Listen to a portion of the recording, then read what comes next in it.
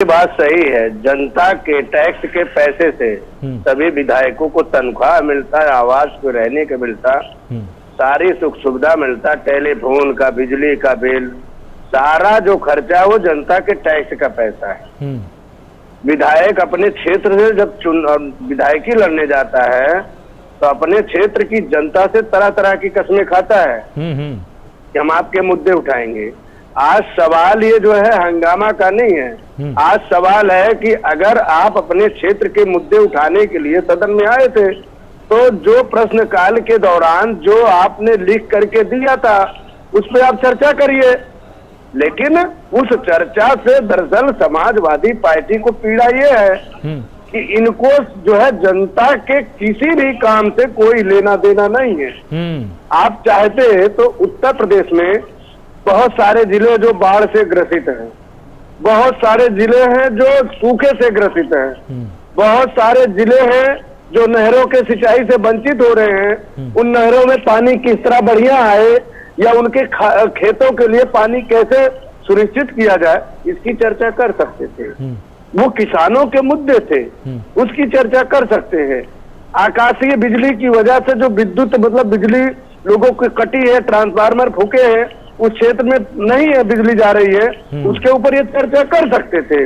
उसके सदन के पटल पे विधानसभा अध्यक्ष के सामने अपने क्षेत्र की मांग रख सकते थे। और सबसे अच्छी बात है कि इस बाढ़ से जो लोगों के खेत की फसल नुकसान हुआ था उसको भी ये दर्शा सकते थे कि हमारे क्षेत्र में, हमारी विधानसभा में बाढ़ से लोगों की खेती इतनी नुकसान हुई है, उनकी भरपाई कैसे हो ये जो राज्य सरकार बताए या उनको सुख सुविधा कैसे मिले। क्योंकि मैं उस क्षेत्र से विधायक हूँ।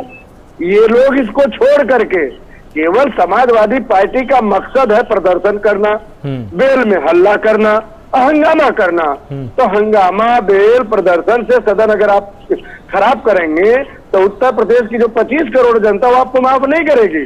क्योंकि आपने हल्ला काट करके, झूठ बोल करके अगर आप सदन में आए हैं तो ये थोड़ी है कि आप सदन में झूठ बोलेंगे, जनता आपसे सवाल करेगी कि भाई आप वहां गए थे, हमारी क्यों नहीं आपने बात की। हम जिन जिन की चर्चा कर रहे थे, बारिश की वजह से रोड टूटे हैं, पुलिया टूटी है, बहुत सारे ऐसे समस्याएं हैं उस क्षेत्र में, लेकिन विधायकों को पता नहीं क्या हो गया। उनको लगता ही नहीं है कि उनके क्षेत्र को कोई समस्या है। आप चले जाइए ग्रामीण में, बिजली की समस्या है, पानी की समस्या है, बारिश नहीं हो रही है जिस जिले में, वहां उनके खेतों में पानी नहीं मिल रहा है। उस किसान का दर्द जाकर के ये लोग झांके और बताएं किसान क्या चाहता है। किसान हल्ला और हंगामा नहीं चाहता, किसान ये चाहता है कि हमारा खाद बीज कैसे सुनिश्चित हो, हमारे खेतों को पानी कैसे मिले, बिजली पर्याप्त मात्रा में कैसे हो, ये चाहता है किसान। उसकी अच्छी फसल कैसे हो। आप बार बार जो है अगर सत्ता पक्ष पे ठीकरे फोड़ना चाहते हो तो आपका काम ये दिखाई देता है कि समाजवादी इसी के लिए मशगूर है। अब रही बात कौन सा प्रश्न कहाँ उठाना है, अगर आपने विधानसभा अध्यक्ष के सामने जो नियम के तहत आपने अपना एप्लीकेशन डाला है उसके प्रक्रिया के तहत पहले आप कार्य करिए।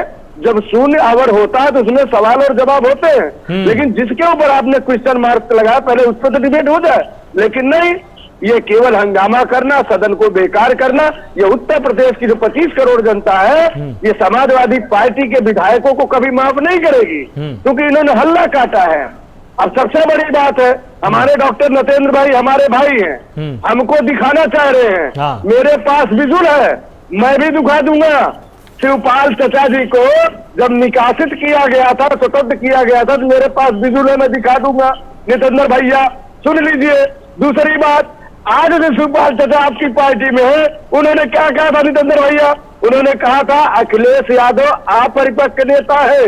तो आप बताइए, जिस नेता ने, जिस चचा ने भतीजे को अपरिपक्व नेता बताया हो, आप उसको लेके झेल रहे हैं, तो ये समाजवादी पार्टी की देन है, ये हमारी देन नहीं है। और सबसे अच्छी बात है, देखो हंगामा हल्ला करना विपक्ष का काम है, ये हम मानते हैं, लेकिन जनता के चुने हुए प्रतिनिधि जब जनता के टैक्स के पैसे से सदन चलता है, जनता के टैक्स के पैसे से सारी सुख सुविधा विधायक लेती है, तो उस जनता की समस्या कौन उठाएगा सदन में। ये मेरी मांग है कि अगर कम से कम समाजवादी पार्टी इस पर ध्यान दे। डॉक्टर नितेंद्र दयाराम जी का सीधे तौर